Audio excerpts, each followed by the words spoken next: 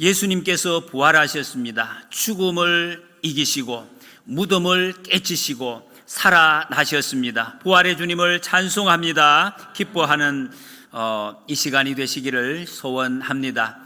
예수님의 부활이 어떤 것인가 우리 눈에 잘 보여지지도 않고 잘 느껴지지도 않습니다. 그러나 주님께서 이미 성경에도 그 부활의 모습을 여러 가지 형태로 설명도 하시고 보여주기도 하셨습니다. 제가 좀 전에 나무를 하나 요 뒤쪽에서 우리 마당에서 꺾어 왔습니다. 이 나무 가지 몇 달 전에 이런 모습이었습니다. 살았는지 죽었는지 알 수도 없는 모습으로 우리 온 산에 이렇게 나무가 있었습니다. 그 시간이 조금 흘렀더니 이렇게 되었습니다. 색깔이 완전히 달라졌습니다. 이런 색깔에서 파란색, 녹색으로 작은 이파리도 쏙쏙 여기에서 나왔습니다. 요 전에도 아시죠? 요 전에는 씨가 있었습니다. 이런 형체가 나올 줄은 꿈에도 생각하지 못했습니다. 그런데 그 씨가 죽음으로 이런 나무가 되었고 시간이 흐르니까 이렇게 변하기도 했습니다. 시간이 더 지나니까 그 속에 꽃이 나왔습니다. 꽃만 보면 아주 놀라시는 분들이 계시는데 아까 제가 들고 오니까 저를 주시려고 가지고 오셨느냐 그런 분들 다 드리려고. 예수님께서 부활을 보여주신 이 꽃입니다. 꽃. 여기서 더 나갈 것입니다. 열매도 맺을 것이고 다시 반복이 될 것입니다. 고린도전서 15장에서 주님이 이 부활을 설명하시면서 이것을 말씀하셨습니다. 너희들이 종류대로 각기 종류대로 씨를 뿌릴 때에 그 씨가 뿌려질 때 형체가 보이느냐? 없다. 그러나 씨가 죽을 때에 거기에서 생명이 형체가 각각 다른 모습으로 생겨날 것 아니냐. 그것을 통해서 부활 생명이 우리 인생이 어떻게 영적으로 변하는지 그것을 알라고 말씀을 하셨습니다. 많은 사람들이 믿음의 걸림돌을 가지고 있습니다. 우리 중에도 분명히 그런 분들이 계실 수 있을 것입니다. 잘 믿어지지 않는다. 우리의 믿음이 보이지 않으니까, 내게 만져지지 않으니까 이게 믿어지지 않는 것이 고민입니다. 내가 확실하게 믿어지기만 하면 모든 것을 할 수 있을 것 같은데 안 믿어지고, 특히 부활이 믿어지지 않습니다. 이 믿어보려고 사람들이 얼마나 애를 쓰는 사람들이 많이 있어 왔고 지금도 있습니다. 어거스틴이라는 사람이 하나님을 믿어보려고 얼마나 애를 썼던 사람인지, 그분은 지식으로 책을 읽고 많은 것을 배워서 내가 이 지식을 쌓으면 여기서 뭔가 답이 얻어질 것이다 그러면서 많은 공부를 하고 고민을 했던 사람. 그래서 이 지식을 통해서 하나님을 알아보려고, 도대체 하나님이 어떤 분이신지 알아보려고 얼마나 애를 쓴 사람인지 알 수가 없습니다. 여러분 어거스틴이 쓴 그 고백록을 읽어보면 참으로 대단한 사람, 엄청난 사람인 것을 알 수가 있습니다. 그런데 그가 그 방법을 알지 못했습니다. 하나님을. 근데 어느 날 하나님을 만나는 신비한 체험을 하게 됩니다. 신비한 체험. 설명할 수가 없는 거예요, 이것은. 그때 그 고백을 했습니다. 나는 알므로 하나님을 믿으려 하였으나, 알면 내가 믿겠다 생각을 했는데, 그러나 믿음으로 하나님을 알게 되었다 고백을 했습니다. 경험한 사람의 답입니다. 알아서 하나님이 믿어지는 것이 아닙니다. 얼마나 많은 지식을 쌓는다고 하나님 믿어지는 것이 아닙니다. 믿으면 알게 되는 것이 믿음의 신비이고 인간의 지식의 신비입니다.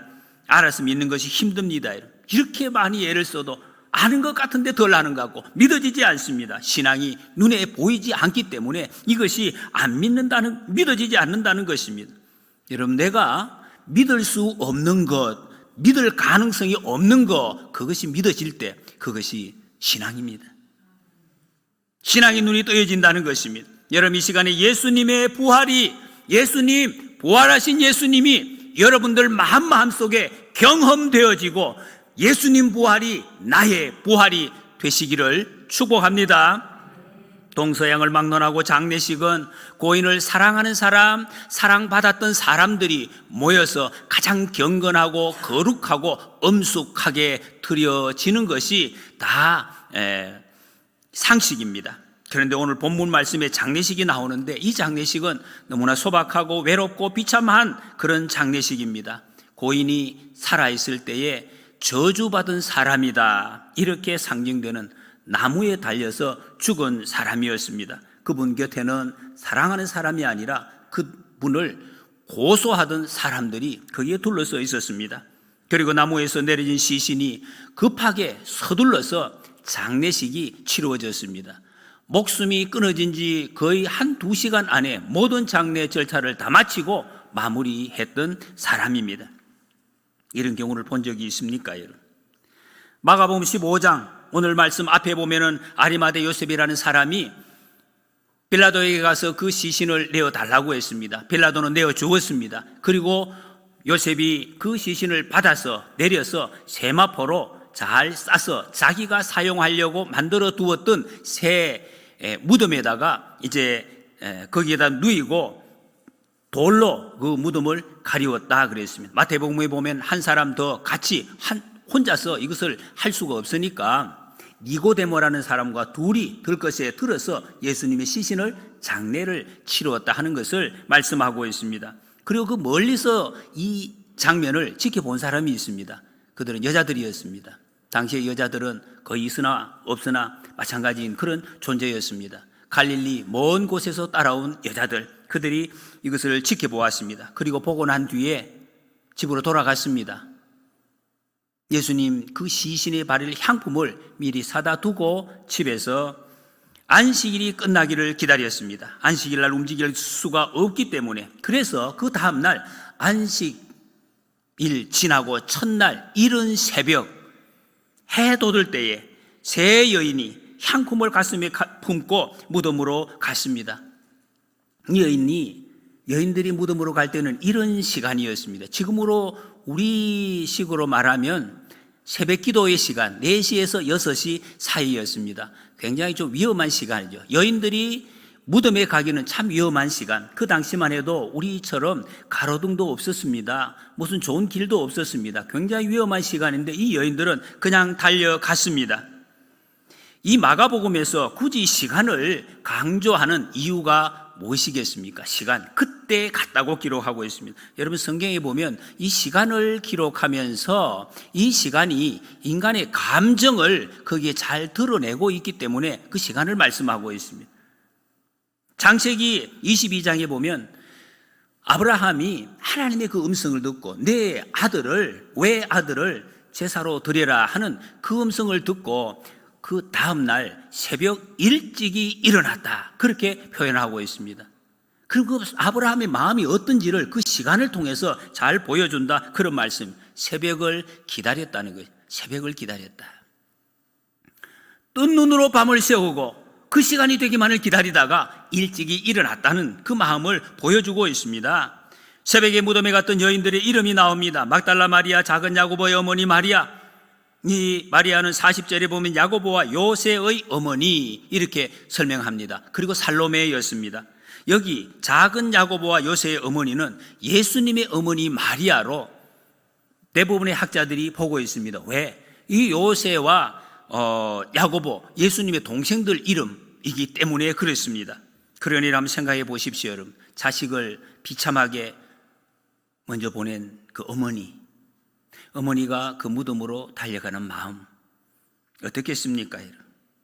제가 집례한 장례식 중에도 몇 번이나 젊은 자식을 먼저 보낸 부모님들, 그분들과 함께 장례식을 집전한 것이 가장 무겁고 슬펐던 그런 장례식이었습니다. 이 여인들이 마지막으로 시신에 향품이라도 발라주고 싶었던 것입니다. 무엇인들 할 수가 없겠습니까? 특히 막달라 마리아는 예수님께 엄청난 사랑을 받았습니다. 그 사랑받은, 용서받은 그 은혜가 감당할 길이 없어서 향유를, 옥합을 깨뜨려서 예수님의 발에 붓고 눈물로 그 발을 또 씻기고 자기 머리털로 닦았던 그 여인이었습니다. 그런 여인이 이 예수님의 시신 앞에 무엇을 할 수가 없었겠습니까? 그래서 그 마음으로 무덤으로 빨리 달려갔습니다. 그런데 무덤에 도착한 이 여인들은 너무 걱정이 많았습니다. 3절에 보니까 서로 말하되 누가 우리를 위하여 무덤 문에서 돌을 굴려주리요.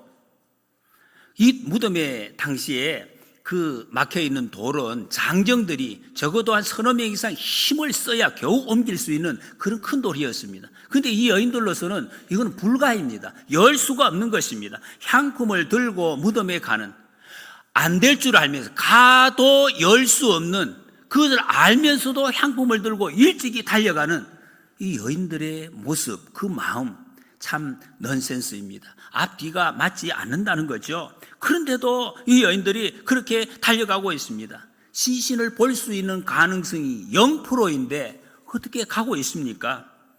어쨌든 갔습니다. 무덤에 가는 여인들 어떤 마음이었을까? 그런데 이 여인들 앞에 뜻밖의 현실이 나타났습니다. 도착했는데 무덤 문이 활짝 열려 있었습니다. 돌이 옮겨져 있었다는 거예요. 눈을 들어본 적 벌써 돌이 굴려져 있는데 그 돌이 심히 크더라.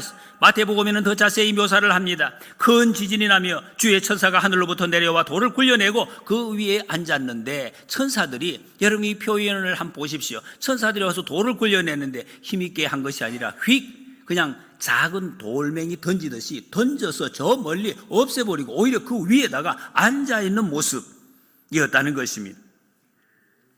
여인들이 좀 더 그것을 확인하기 위해서 무덤 안으로 들어갔습니다. 그곳에 보니까 예수님의 시신이 누워있던 그 오른쪽에 흰 옷 입은 한 청년이 있었다 그랬습니다. 그리고 그 사람에게서 자세한 말을 듣습니다. 청년이 이르되 놀라지 말라. 너희가 십자가에 못 박히신 나사렛 예수를 찾는구나. 그가 살아나셨고 여기 계시지 아니하니라. 보라, 그를 두었던 곳이니라. 가서 그의 제자들과 베드로에게 이르기를 예수께서 너희보다 먼저 갈릴리로 가시나니 전에 너희에게 말씀하시던 대로 너희가 거기서 배우리라 하라 하는지라.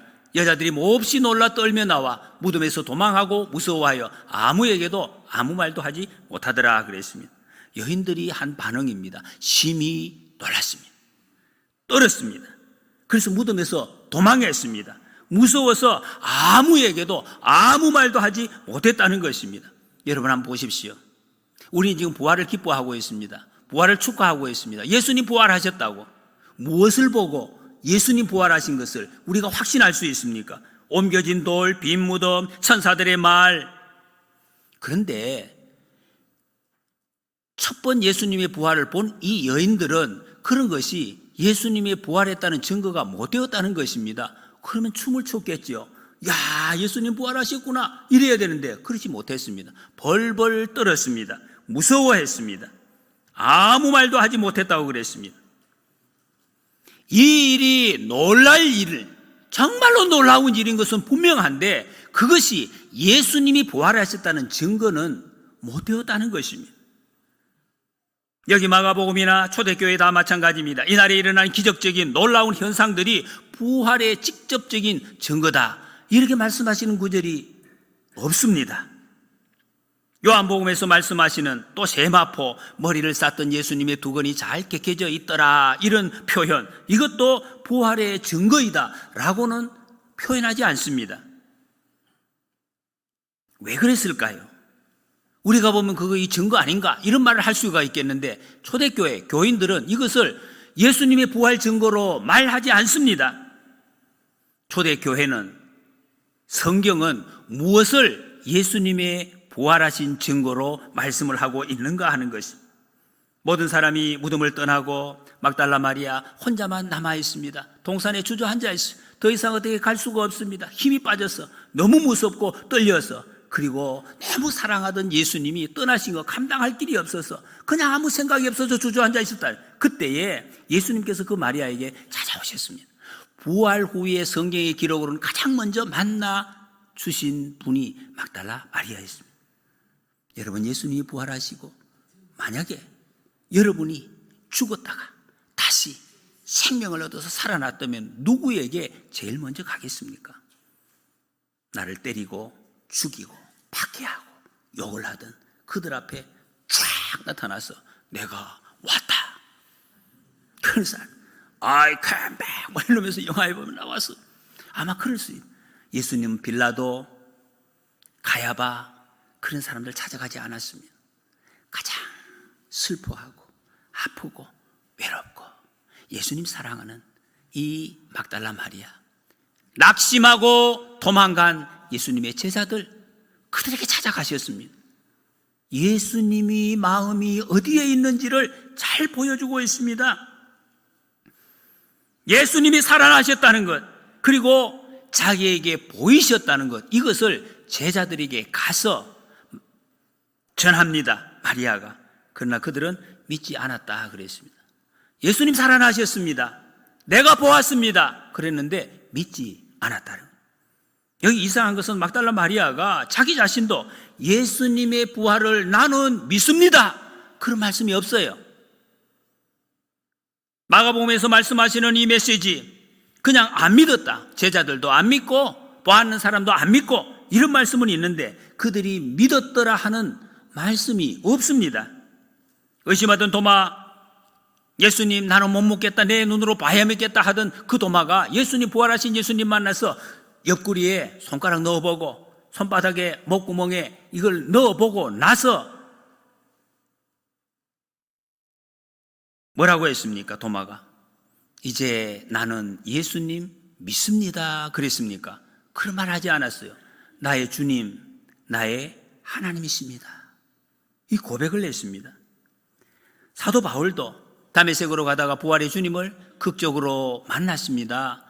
예수님이 바울의 이름을 불러주셨습니다. 사울아, 사울아, 이름을 부르고 만났는데, 그때도 사도 바울이 고백한 것은 나는 예수님을 믿습니다, 그런 말을 하지 않았어요. 바울이 한 고백이 무엇입니까? 갈라디아 2장 20절, 내가 그리스도와 함께 십자가에 못 박혔나니 그런즉 이제는 내가 사는 것이 아니요 오직 내 안에 그리스도께서 사시는 것이라. 내 안에 그리스도께서 사십니다, 이런 고백을 했습니다. 이 말씀이 너무 중요한 말씀입니다. 한번 따라해 보시겠습니까? 내 안에 그리스도께서 사시는 것이라.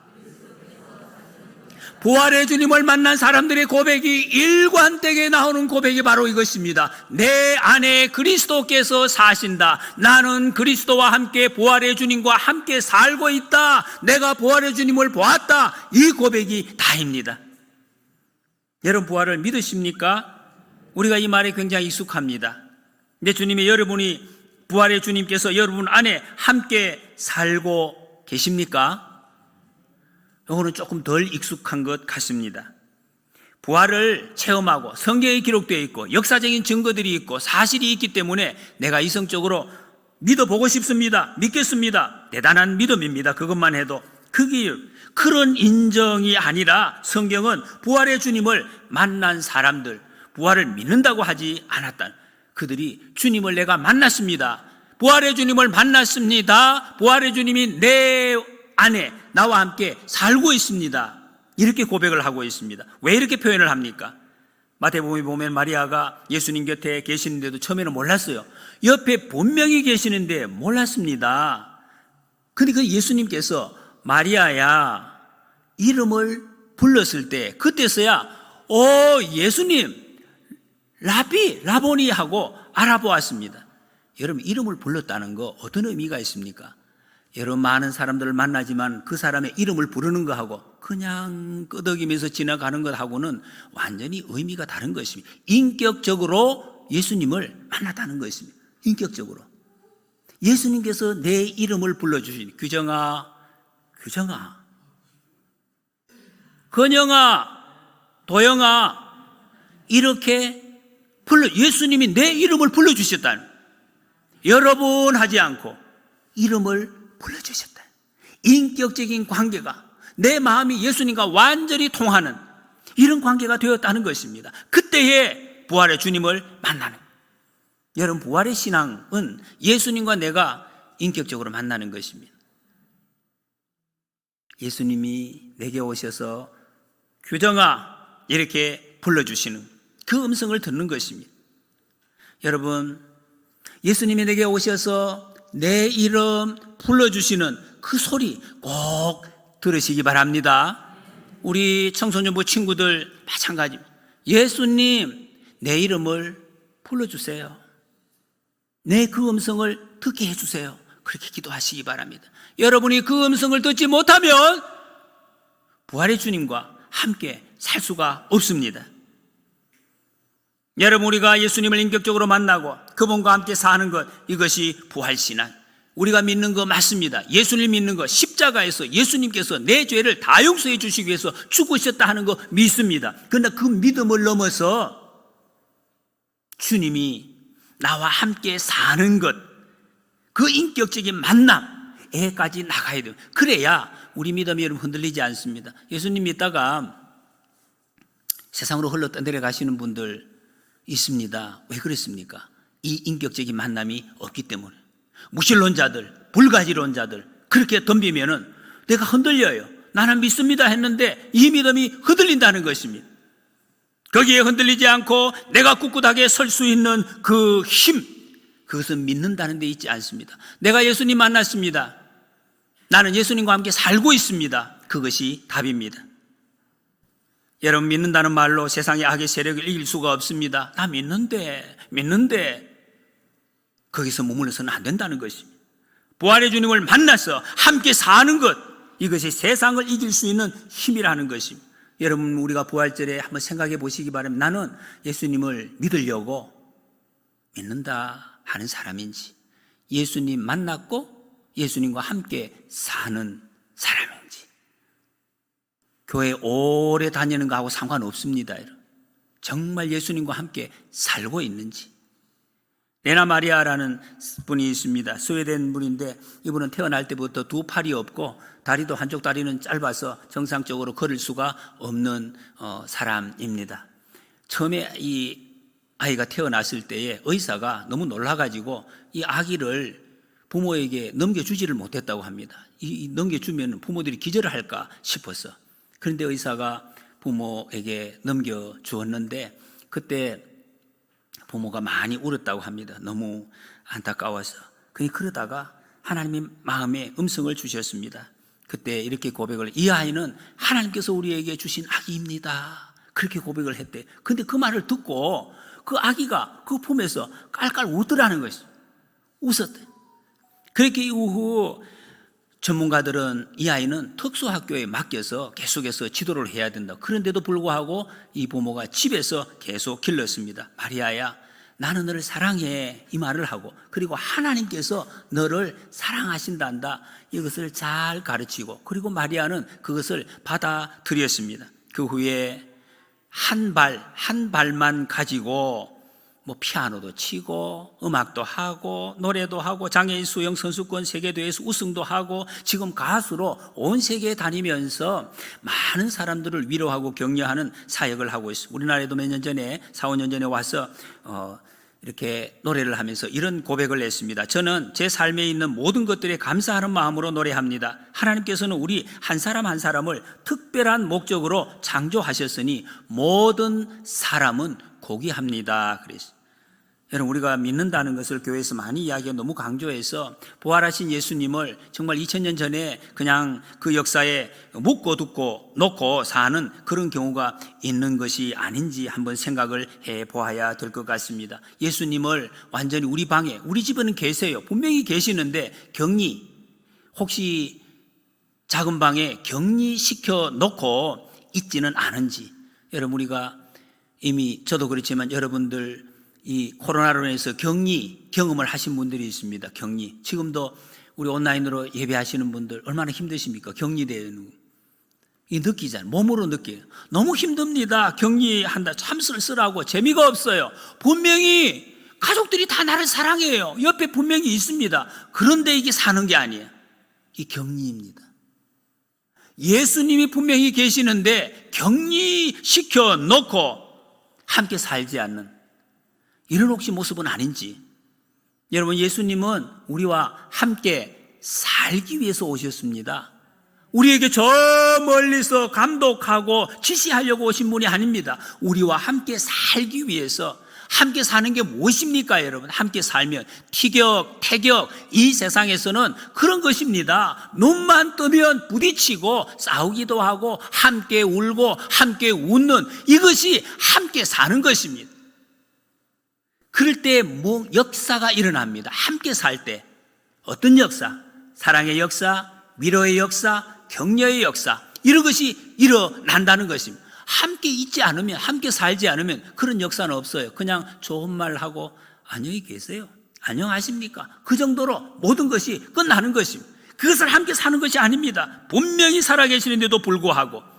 여러분, 우리가 오늘 성찬식을 함께 하는데 이것이 바로 예수님 나와 함께 사는 것을 연습하는 것입니다. 예수님의 몸, 예수님의 피, 이것을 우리가 느낄 수 있도록, 몸으로 만질 수 있도록 이것 실습하는 것. 예수님께서 만든 기가 막힌 방법 아닙니까? 예수님의 몸을 만지는 것이 내 몸속에 들어가는 것을 느낄 수 있도록 이것을 예수님께서 우리에게 만들어 주셨습니다. 제정해 주셨습니다. 거룩한 예식입니다. 주님이 내 몸속에 쏙 들어오는 것, 내가 주님의 몸속으로 들어가는 것을 몸으로 느끼도록 이 땅에서 연습할 수 있도록 이렇게 주셨습니다. 여러분, 부활절을 시작으로 우리 주님과 격리 해제되시기를 바랍니다. 주님과 함께 부딪히면서 함께 살아가는 우리. 그러면 여러분, 우리가 예수님과 나 사이에 일이 생긴다는 것입니다. 봄처럼 여러분이 보신 이 나무의 모습과 같이 이런 역사가 일어납니다.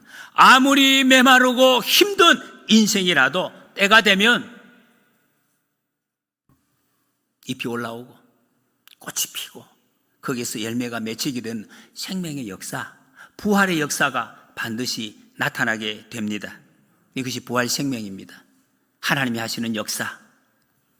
부활 생명은 십자가의 죽음 후에 오는 것입니다. 죽지 않은데 부활이 있을 수가 없습니다. 로마서 6장 3절에 무릇 그리스도 예수와 합하여 세례를 받은 우리는 그의 죽으심과 합하여 세례를 받은 줄을 알지 못하느냐. 오늘 세례 받은 친구들, 입교를 한 친구들, 여러분, 세례가 무엇인지 성경은 이렇게 말씀하고 있습니다. 세례는 그리스도와 함께 내가 죽는다 하는 의미.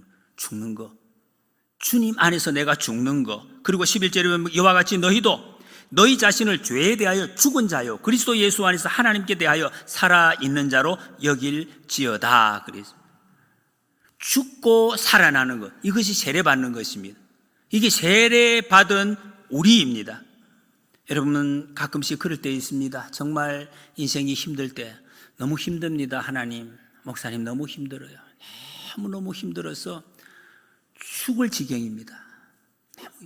일은 해결이 되지 않고 몸은 따라주지 않고 환경이 너무 힘들어서 죽을 지경입니다. 죽을 것 같아요. 그런 분들이 있어요. 여러분, 이분들 정말 얼마나 힘드십니까? 몸도 아프고 여러 가지 어려운데 이게 어떻게 해결할 수 있겠습니까? 너무 힘들어. 내가 감당이 안 되는 걸 여러분 어떻게 하시겠습니까? 이 문제를 성경은 죽으라 라고 말씀하십니다. 여러분, 죽을 것 같습니까? 대단히 죄송하지만 죽으십시오. 죽으시라고. 성경이 죽으라고 말씀하십니다. 아이, 요 목사님 교회에서 그러면 누가 교회 나오겠습니까? 성경이 그렇게 말씀하십니다. 여러분, 죽으십시오. 같이 죽읍시다. 십자가 안에서 죽으면 거기서 다시 살 줄을 믿는 것, 그 삶을 살아가는 것, 이것이 부활 생명 가진 사람, 부활의 주님을 알고 주님과 함께 살아가는 사람의 삶이라고 말씀. 여러분, 이 말씀을 우리가 받아들이려고 하지 않으니까 너무 힘이 든 것입니다. 안 죽으려고 하니까 부활 생명이 우리에게서 역사하기가 어렵습니다. 로마서 6장 8절에 만일 우리가 그리스도와 함께 죽으면 또한 그와 함께 살 줄을 믿노니 했습니다. 여러분, 우리가 십자가에 죽었음을 확인하면 부활 주님과 함께 살게 됩니다. 그러면 우리 인생의 모든 문제를 부활의 주님이 책임지십니다. 건강 문제, 물질 문제, 관계 문제, 자식 문제, 앞날의 문제, 죽음의 문제가 내 삶에 아무런 영향을 미치지 못합니다. 죽을 것 같습니다. 사실은 그런 고백도 할 필요도 없어지는 것입니다. 죽으면 사는 이 진리를 안고 함께 살아가는 것이 여러분 예수님 믿는 사람, 부활의 주님을 믿는 사람. 여러분, 내 삶에, 여러분의 삶에 무엇이 문제입니까? 왜 나를 그렇게 힘들게 하고 예수님을 찬양하는 것이 그렇게 어렵습니다. 인생을 살아가는 것이, 하루에 눈 뜨는 것이 왜 그렇게 어렵게 느껴지고 고통스럽게 물질 때문에 그렇게 압박을 받으십니까? 부활의 주님께서 나와 함께 살지 않기 때문에 그렇습니다. 목사님은 죽으시게, 제 죽겠습니다. 여러분들보다 먼저 앞서서 죽겠습니다. 그러면 주님께서 우리의 생명을 책임져 주시겠다고 약속하셨습니다. 주님이 새롭게 하십니다. 이기게 하십니다. 제가 잘 아는 한 목사님, 이런 고백을 하십니다. 신학교, 이분이 다니셨던 분이 신학교 가서 그 시대가 워낙 어렵고 이래서 또 고민이 되지. 여러분이 대학교 처음 들어갈 때 다 이게 막 정신적으로 너무 이렇게 혼란하고 마음이 괴로운데, 거기다가 막 나라에 또 무슨 민주화 운동한다고 데모도 하고 이러다가 학교를 출석을 제대로 못했다고, 목적을 잃고 방황하다가 그 학교에 출석을 해야 진급이 되는데 출석 그걸 다 하지를 못했다는 거예요. 그래서 진급도 제대로 되지 않고 이제 올라가야 되는데 학년을 올라가지 못하고, 그럼 학교에서는 퇴학을 당하게 됩니다. 자격이 없어서 공고가 붙었다는 거예요. 누구 학생 몇 명은 이 출석률이 되지 않기 때문에 퇴학을 제적을 당하게 된다. 빨리 와서 어떤 조치를 취해라. 나와 그렇게 공고가 했는데도 관심도 없었다. 자기도 생각도 없고, 그래 그냥 군대를 갔다는 것이. 군대 갔다 와서 보니까 제적 처분이 되어서 학교 가고 싶어도 갈 수가 없게 되었다는 것입니다. 이 큰일 났잖아요. 목사가 되기 위해서 신학교 갔는데 이런 상황이 안 돼서 지금 이런 어려운 상황, 무슨 대책이 있습니까? 그래서 이분이 학장님을 찾아갔다고 합니다. 학장님, 제가 전에 정신이 없어가지고 학교 몰랐는데, 아니 그때 공고를 얼마나 오랫동안 붙였는데 왜 그때 와서 이야기하지 않고 이미 다 제적 처분 끝나고 나서 이렇게 이야기하세요, 전도사님. 아니 저 그때 정신이 없어서 몰랐는데 이제 정신을 차리고 보니까 제가 지금 어떻게 해야 됩니까? 그랬다는 거예요. 그때 그 학장님이 이렇게 말씀을 하셨다고 합니다. 전도사님, 예수님이 부활하셨는데 무엇이 불가할 게 있겠습니까? 제적 이거 부활시키는 거 일도 아닙니다. 그런 말씀을 하셨다는. 이거는 여러분 신학교에서만 참 이런 고백을 할 수가 있어요. 예수님의 부활을 믿는 사람. 그때 그 목사님 말씀하시더라고요. 저는 그때 참 부활을 체험을 했다고. 부활의 능력이 어떤 것인지. 여러분, 예수님께서는 우리의 모든 삶의 죽음을 이기신 주권자로 세상의 모든 것을 이기시는 분으로 이 땅에 오셨습니다. 부활의 주님 내 안에 살아계십니다. 늘 살아계십니다. 여러분, 우리 모두는 이 부활의 주님과 더불어서 함께 살아가는 이 풍성한 삶의 기쁨을 누리시면서 살아가시기를 축복합니다.